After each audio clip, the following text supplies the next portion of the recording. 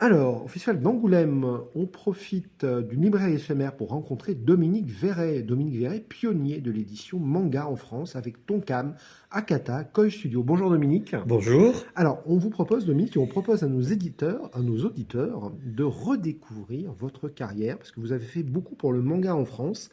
Alors, nous dire que pour les gens qui habitaient Paris, il y avait la librairie Tonkam dans le 11e et les éditions Tonkam. Alors, comment vous avez créé tout ça à l'origine? Depuis 76 dans la BD. Au fil des ans, par intérêt, j'ai glissé vers ce qui se passait aux États-Unis en traduction de manga. J'avais été lecteur du Krikitu. J'ai toujours été intéressé, attiré par l'Asie. Ce qui a été un tournant pour moi, c'est d'aller en Thaïlande dans le cadre de la boxe thaï, où là, j'ai réalisé ces cultures. Et aussi qu'il y avait beaucoup de traductions pirates de mangas. Et donc ça, c'est dans les années 80. À partir de 88, je décide d'orienter mes activités de plus en plus vers le manga parce que pour moi, c'était évident qu'il allait se passer quelque chose à partir du moment où, depuis les années 70, les générations successives de gamins étaient abreuvées, comme le disait notre cher ministre, par les dessins animés japonais. Ayant découvert que les dessins animés japonais qui passaient en série sur les écrans de télévision avaient une origine BD. Donc, je me suis orienté dès la fin des années 80 dans cette direction, par intérêt personnel et par intérêt pour la BD. Alors, qu'est-ce que vous commencez par publier chez Tonkam alors? D'abord, ton cam a été vraiment une entreprise machine de guerre pour faire rentrer le manga en France, pour développer le phénomène manga. Étant donné que nous, on a été tout de suite en contact avec les premiers fans et on était à fond dans un mouvement culturel qui était en totale gestation. Donc, Tonkam faisait venir tous les mangas qui intéressaient les gamins pionniers, fans de tout ce phénomène. Et ça nous permettait de savoir quel bouquin il fallait publier. Donc, on a commencé par Video Girl Eye, qui est un manga, un manga d'amour, hein, un shonen amoureux, et parce que nous savions, nous connaissions l'intérêt des fans de manga pour ce titre-là, qui était bien loin de Dragon Ball et des équivalents super-héros manga, quoi. Du coup, alors, quand vous dites l'équipe Tonkam, c'est votre épouse et puis deux associés au début, c'est ça? C'est une petite équipe, hein, On a commencé avec mon épouse, Sylvie, qui a été Sylvie Verret, qui était Sylvie Chang, qui l'est redevenue. Et rapidement, sa sœur est venue travailler avec nous, et après son mari, pardon. Il faut savoir que en l'espace d'à peine 4 ans, on est parti de 2 personnes pour arriver à 22 personnes, hein. Mhm. Parce que nous étions une librairie, on était des importateurs, on importait des États-Unis toutes les versions anglaises manga, on importait des VO des VO du Japon, des produits dérivés, des disques, des laserdiscs vidéo, des cassettes NTSC de dessins animés japonais. Donc Tonkam, c'était l'équivalent d'une boutique de fans otaku de Tokyo en plein Paris, et on faisait la nique aux boutiques japonaises parce que on vendait moins qu'eux. Donc on a concentré tous les fans français chez nous. Voilà. Alors, on va signaler à nos auditeurs que dans 2 numéros de Rétro Laser, une jolie petite revue, numéro 7 et 8, il y a un article et on dit la librairie Tonkam, l'ancienne terre sainte de la culture otaku. Alors, on va passer sur cet épisode, mais qui est fondamental, pour dire qu'à un moment donné, vous vous retrouvez chez Delcourt avec une collection Akata, mais dire l'histoire d'Akata, qui est une association, une SARL, c'est quoi Akata alors après? Oui, alors Comment... nous avons été édition Tonkam, et pour des raisons familiales, avec Sylvie, on a quitté Tonkam pour aller signer avec Guy Delcourt, et on a créé la société SARL Akata, qui était une société prestataire directrice de collection de chez Delcourt. On était payé au pourcentage, et on accomplissait les tâches suivantes de repérer les mangas qui pouvaient être intéressants pour le marché français, de servir d'intermédiaire entre Guy Delcourt et les éditeurs japonais pour les négociations. Une fois les droits acquis, mon travail, c'était choisir les traducteurs, adaptateurs, selon si c'était des titres masculins, féminins, tout ça. J'ai toujours été attaché à faire un travail de qualité, de fond, par rapport à chaque œuvre. Donc, à chaque fois, était bien réfléchi, l'équipe qui allait travailler là-dessus. On s'occupait aussi de trouver les lettreurs, de suivre les maquettistes, de suivre la promotion presse, la promotion commerciale. Donc, un très gros travail qui a été jusqu'à 8 ouvrages par mois dans la grande époque avec Guy Delcourt, quoi. D'accord. Donc ça dure jusque quand ce travail-là? Ben, j'ai bossé avec Delcourt entre 2001 et 2013. Ça s'est fini d'une manière un peu tendue parce que Guy voulait que je lui amène des best-sellers et tout. Et il commençait à devenir très tatillon pour des livres qui avaient plus de choses à dire, plus de caractère et tout, parce que les ventes étaient un peu difficiles. Et donc, ben, honnêtement, je pense que Guy et moi, on a été deux bonnes têtes de cons qui ont eu des difficultés à se comprendre, mais on a laissé quand même un beau catalogue, quoi. Alors, donnez peut-être des exemples. C'est là qu'il y a Tezuka, l'histoire de Bouddha, qui sort. Ah bah j'avais comment Bouddha, Bouddha, je l'ai fait avec Tonkam et Adolphe avec Tonkam. Oui. Et après j'ai fait quoi? Barbara, et puis comment la série de la jeune fille là qui est prise en otage par la famille. Oui, on se rappelle de ça. Ça a été réédité dès le coup. Ouais. Oui, Ouais. ils sont tous. Mais aussi j'ai développé l'éditorial autour de Taiyo Matsumoto. Oui. J'ai fait Gogo Monster et d'autres titres, quoi, plusieurs titres. D'ailleurs, j'ai été très triste dans mon expérience avec Guy Delcourt parce que si on prend Taiyo Matsumoto, il a été récupéré par Kana et j'ai eu des auteurs comme ça qui ont été récupérés par divers éditeurs parce que Guy Delcourt était très scotché sur les chiffres de vente et un auteur qui n'était pas ultra rentable, il voulait pas le suivre, alors que des années après, ben voilà, ça l'a fait. Ouais. Même quand on s'est séparé avec Guy Delcourt, il y a des titres qui ont été, on va dire, entre guillemets, mis au pilon de ce que j'avais rapporté, qui ont été piqués par d'autres éditeurs. Et puis maintenant, Guy a réhabilité pas mal de bouquins que j'avais faits et puis qui n'étaient pas les plus vendeurs à l'époque. Ben, disons que moi j'ai un problème, c'est que j'ai fait beaucoup de choses trop en avance, quoi. Comme j'étais beaucoup dans le sujet, et que, à la différence des autres directeurs de collection dans le manga, j'ai jamais considéré j'ai jamais considéré que ce qui se passait pour que le manga était un marché ou un phénomène éditorial. Moi, j'ai abordé ça beaucoup plus profondément comme faisant partie de l'évolution des sociétés à travers le temps, c'est-à-dire un glissement hégémonique de l'Occident en faveur de l'Asie, comme on le voit avec la Chine ou l'Inde qui sont en train de monter en puissance. Et ma volonté a toujours été d'utiliser le manga pour ouvrir la compréhension et la connaissance aux nouvelles générations des pensées asiatiques dans le cadre d'un marché de masse, quoi. Avec peut-être un attrait particulier pour la spiritualité orientale ou Ben, ouais, moi, je dirais que tout ce mot-là, spiritualité, pour moi maintenant, je sais pas ce que ça veut dire parce que concrètement, pour ce qui me concerne au Japon, je suis allé plusieurs fois au Japon pour des courts séjours dans des monastères. J'ai été dans des endroits dans des endroits très à l'écart de forêts avec des temples très anciens dans le cadre du shintoïsme. Bon, je peux pas raconter toutes mes aventures, mais par exemple au Népal, je vis dans la communauté brahmane. J'ai eu l'occasion dans les années 90 j'ai rencontré 4 fois à l'époque, il y avait les deux rois qui se sont succédés, on m'emmenait rencontrer le conseiller spirituel des 2 derniers rois. Ouais, j'ai vécu beaucoup de choses de l'intérieur en Asie dans le domaine de ce qu'on appelle spiritualité, quoi. Donc c'est, je dirais, plutôt ouverture d'esprit. ouverture d'esprit.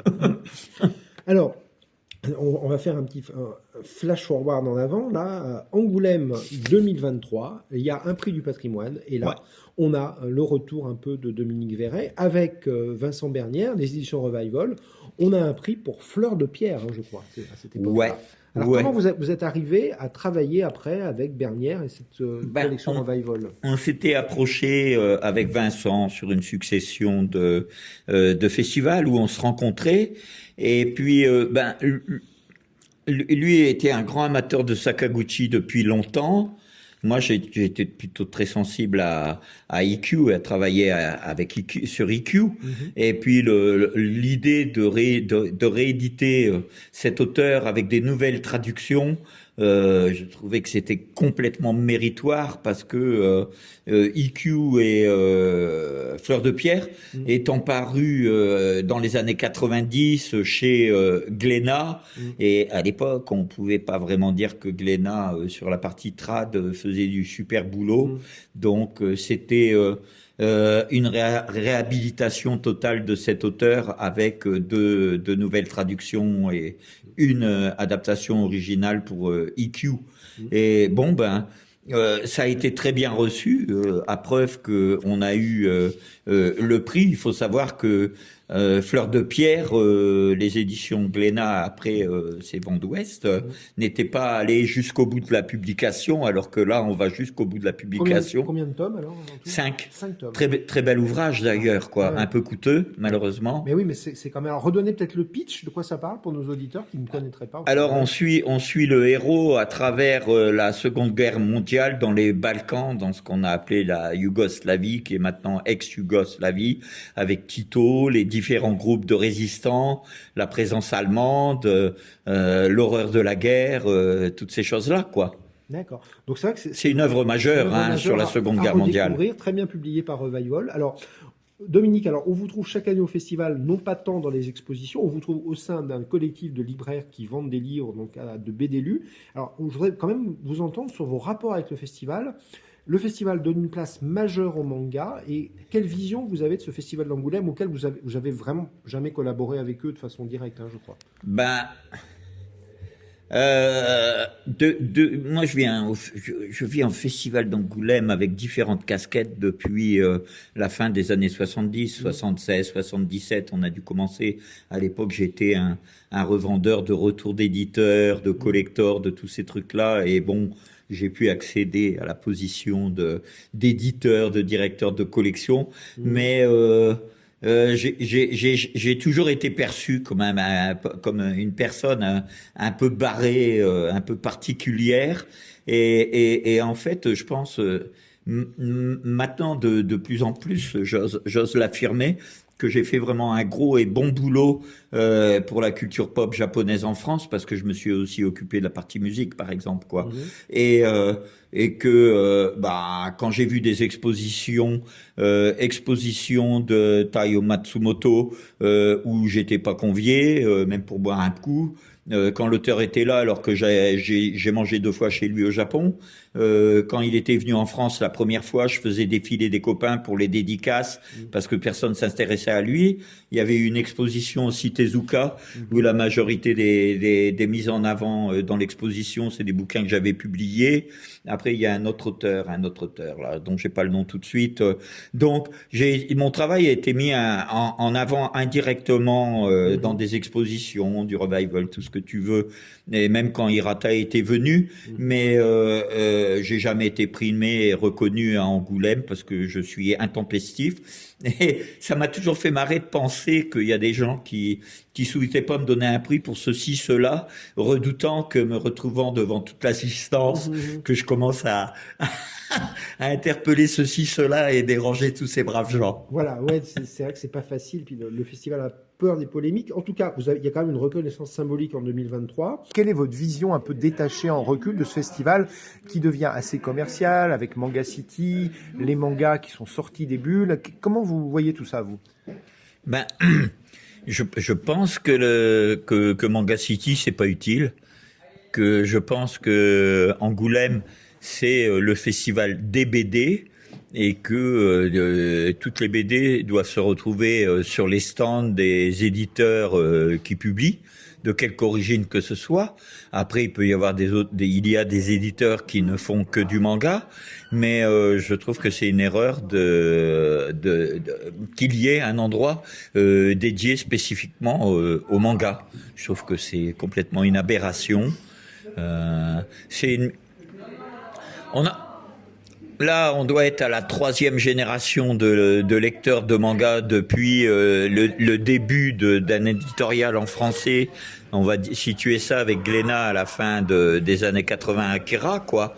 Maintenant, on est la génération Goldorak, elle est quasiment grand-père. La génération Dragon Ball, elle a fait des enfants.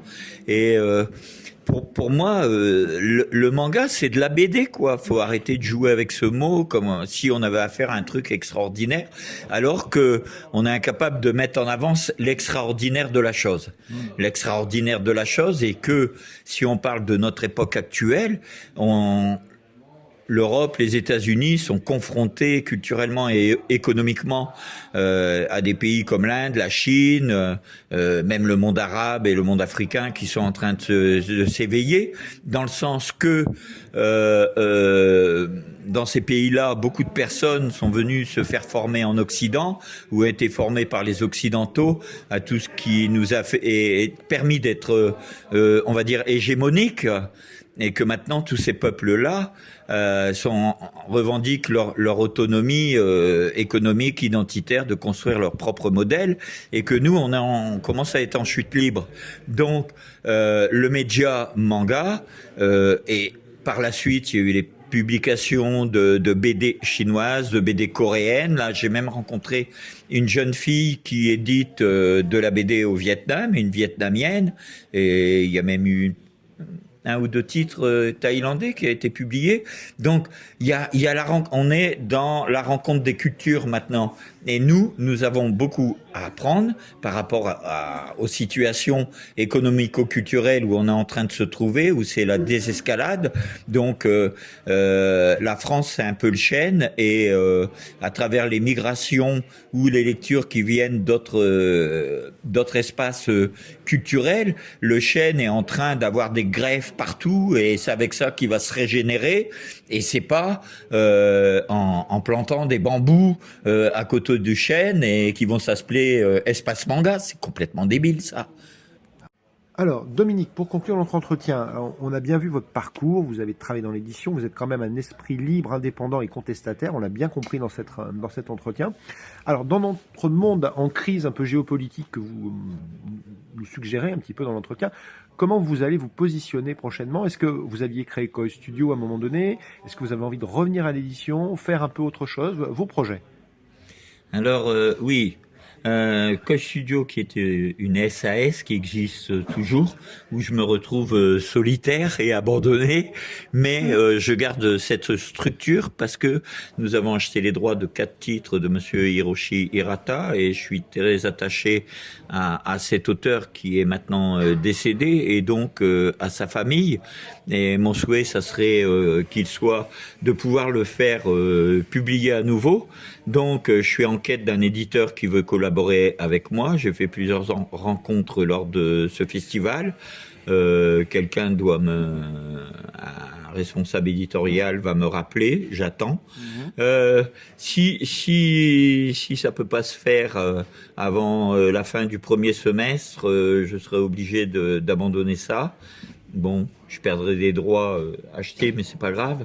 Et en même temps, je continue à apparaître dans des salons de BD, des salons de manga, ou à Angoulême, ou sur Internet, comme vendeur de bandes dessinées, de manga.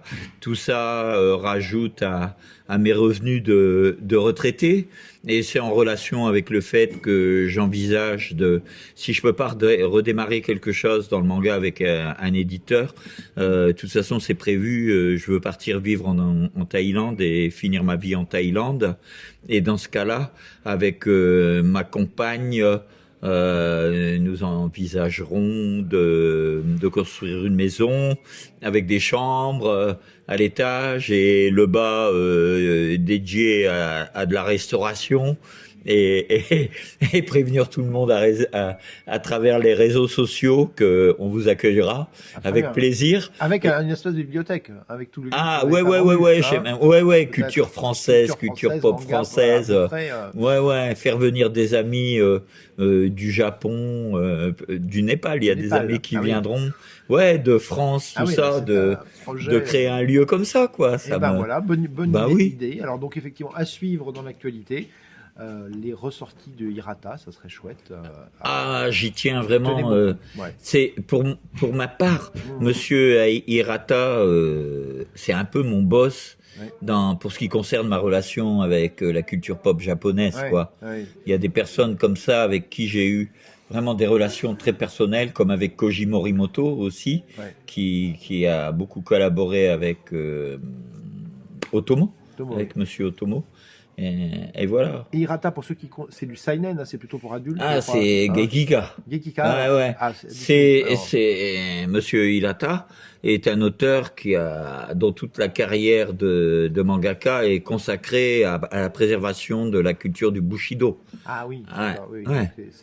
C'est le guerrier. Le guerrier. La culture du guerrier. La voix du guerrier au Japon. Donc voilà. Toute une philosophie. Ce qui m'intéresse à travers Monsieur Hirata, c'est que la voix du guerrier puisse continuer et être à nouveau diffusée pour les amateurs de manga ou même les amateurs de BD en général, parce que par exemple, le premier qu'on envisage de sortir s'appelle La Force des Humbles, mais on a modifié le titre. Et donc c'est un recueil de nouvelles. Ces nouvelles mettent en avant des personnes ayant existé, qui ont toutes eu une attitude sacrificielle face à des situations malhonnêtes à leur égard. Et au lieu de s'inféoder à ça, ils ne plient pas la terre. Il y en a qui se sacrifient, qui se tuent, et il y en a qui accepteront les pires souffrances par préoccupation de justice. Oui, voilà. C'est le guerrier, quoi. C'est le guerrier, c'est pas facile. Bon, écoutez, ça me cause. Ça vous cause. Bon, écoutez, espérons que ça va sortir bientôt. Sinon, pour les gens qui veulent vous croiser à Angoulême tous les ans, et puis d'autres festivals dans le Limousin, je crois. Oui. Mont-de-Marsan, prochain festival, BD musique à Mont-de-Marsan. Ouais, je voulais préciser que, c'est important, que Hiroshi Hirata est un auteur très important pour nous, dans le sens où les nouvelles générations vont être confrontées à des modifications de société qui vont être très radicales, qui vont les obliger à revenir à des activités très physiques, très manuelles, à des métiers comme ça, très manuels. Par exemple, on peut pas sortir de la malbouffe sans éviter l'agriculture biologique, et l'agriculture biologique, c'est multiplié par 3 ou 4 la main-d'œuvre dans les champs. Et que donc, les nouvelles générations, là, devant l'effondrement qui va se passer en France, économico-culturel, il va falloir mettre en avant des héros, des personnages auxquels ils pourront s'identifier, qui sont prêts à tout et qui sont complètement dopés au courage et au don de soi. C'est ça l'idée. D'accord, écoutez, une belle philosophie, à voir comment tout ça va se passer. Monsieur Verret, merci pour votre passion du manga. Alors, on peut vous contacter si on cherche des titres, un email ou quelque chose, un contact? Alors, dominique.vert.koi @gmail.com. Voilà, écoutez, on vous souhaite une bonne continuation dans vos projets et beaucoup de réussite pour maintenir Koi Studio. Merci. Aïe.